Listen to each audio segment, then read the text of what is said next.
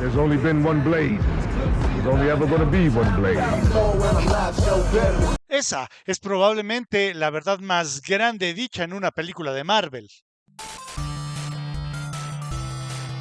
El caso de Blade es uno muy particular porque de entrada no es uno de esos personajes que se le vienen a uno a la mente cuando piensa en Marvel. Ese punto siempre va a ser ocupado por Spider-Man, Wolverine, ahora Iron Man, el Capitán América o Hulk. A pesar de eso, Blade es un personaje más importante de lo que la mayoría de las personas se imaginan, pues gracias a él, las cintas de la Casa de las Ideas despegaron de gran manera. Ya sé, en este momento debe de haber alguien que esté poniendo en los comentarios, pero la película de Blade no fue hecha por Marvel. Sí, efectivamente, fue hecha por New Line Cinema, pero fue el primer héroe de esta casa editorial que recibió una película que fue directo a la pantalla grande y que aparte fue un éxito. Ahí sí te agarró.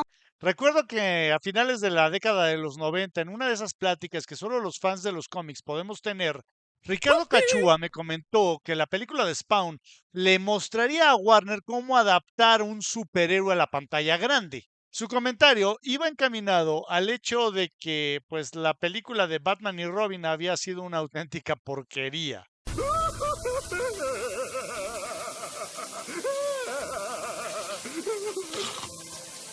Yo le comenté que la verdad a mí me tenía más entusiasmado el asunto de la película de Blade con Wesley Snipes, y él me dijo, pues, que no elevara mucho mis expectativas.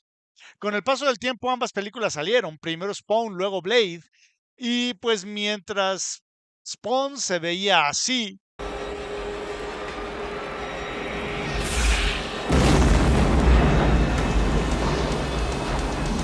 con gloriosas gráficas salidas de el PlayStation 1,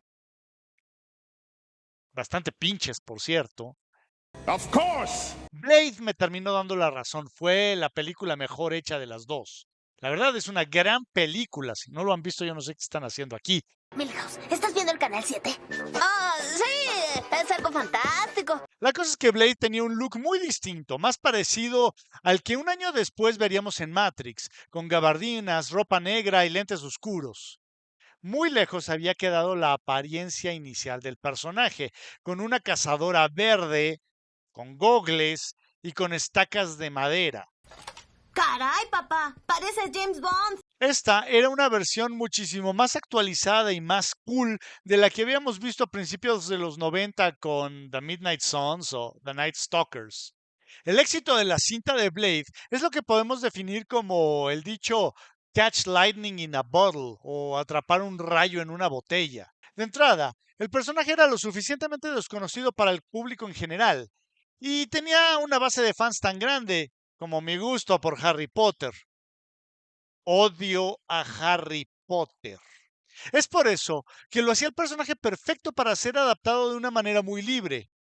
Pues, de entrada, en el cómic, Blade era un humano normal, cuya única característica especial era ser inmune a la mordedura de los vampiros. El concepto del caminante diurno se da tras una mordedura de Michael Morbius, que es un vampiro de laboratorio. Eso posteriormente fue reinterpretado en la película. Todas estas libertades creativas, pues la verdad no iban a molestar a nadie porque prácticamente nadie conocía a Blade. El personaje de alguna manera era una hoja en blanco, o bueno, mejor dicho, a medio escribir, por lo que David Goyer pudo interpretar al personaje sin mucho problema, o mejor dicho, reinterpretarlo sin mucho problema, cosa que no hubiera podido hacer con otros personajes como Spider-Man, Wolverine o Hulk. La cinta nos presentó a un Blade estoico y muy violento, con la fuerza, agilidad y sed de sangre de los vampiros, pero sin su vulnerabilidad a la luz solar. There are worse things out tonight than vampires. Like what? Like me. Ahora, gran parte del éxito que tuvo la película de Blade fue el poder contar con Wesley Snipes, que si bien ya había tenido varias películas bastante notables en distintos géneros, digamos que El Caminante Diurno es el rol que termina marcando su carrera y lo establece como un ícono de la cultura popular.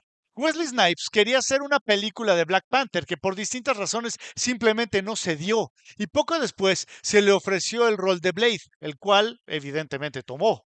Para estas alturas, Snipes había protagonizado cintas como White Men Can't Jump, El Pasajero 57, Rising Sun, The Fan, Demolition Man, US Marshals, entre muchas otras.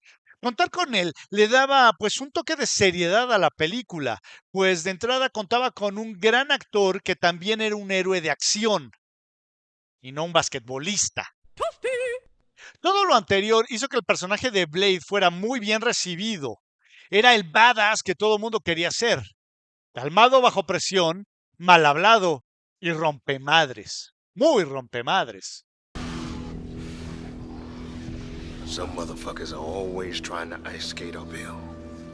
Otro gran acierto fue incluir al mentor de Blade, Abraham Whistler, el cual debutó en la caricatura de los 90 de Spider-Man. Blade y yo somos cazadores de vampiros. ¿Cazavampiros? Ese siempre ha sido un nombre dedicado a la gente que caza a Nosferatu. Es el nombre de una banda alemana de rock. En mi juventud me entrenaron para luchar contra ellos y ahora le pasé esta tradición a Blade. En este caso fue sublimemente interpretado por Chris Christopherson. Y no puedo dejar de mencionar la gran actuación de Stephen Dorff como el villano Deacon Frost. Blade vino a marcar un antes y un después, no solo en la historia del personaje, que vio su look modificado para pues parecerse más a su versión cinematográfica. También influyó de gran manera en la forma en la que Hollywood veía las cintas de superhéroes, pues previamente solo se contaba con Batman y Superman como representantes dignos del género.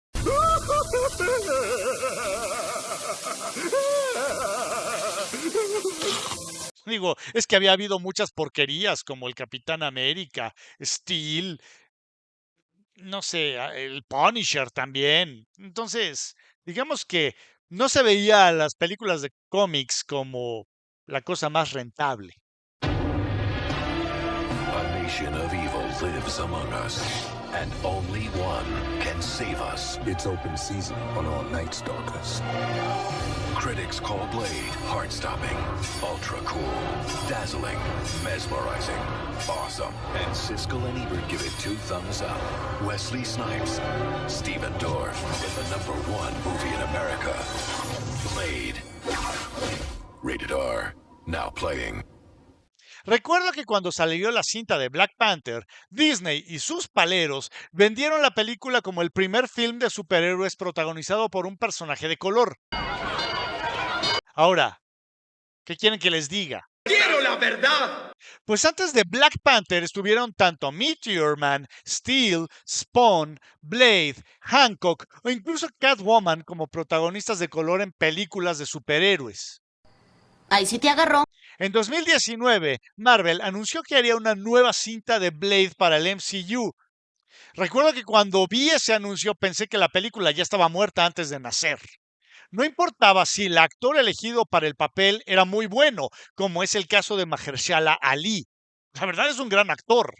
Pero el problema no es ese. La cinta original estableció mucho de lo que hoy asociamos con el personaje, como Whistler, que si bien, ya lo comentamos, apareció en la caricatura noventera del Hombre Araña, pues al que recordamos es a Chris Christopherson. Catch you fuckers at a bad time. Los villanos de Blade en los que pensamos son directo de las películas, tales como el Deacon Frost de Stephen Dorff, The Blood Pack, que es este grupo de asalto vampírico que sale en Blade 2, los Reapers, Novak o incluso Damasquinos. De Drácula de Blade 3 no hablamos porque la verdad sí se quedó bastante corto. Pero incluso Blade Trinity estoy seguro que influyó en la creación del personaje de Sonya Savage para Danger Girl. Sí, no podía dejar de mencionar Danger Girl en un video. También hay que mencionar que las armas que Blade ocupa en esas cintas son icónicas, tanto el suero como las dagas de plata, así como el boomerang o la espada. Y la interpretación de Wesley Snipes es la que define su prolífica carrera. Zastanę Wolframia. Towarzysz.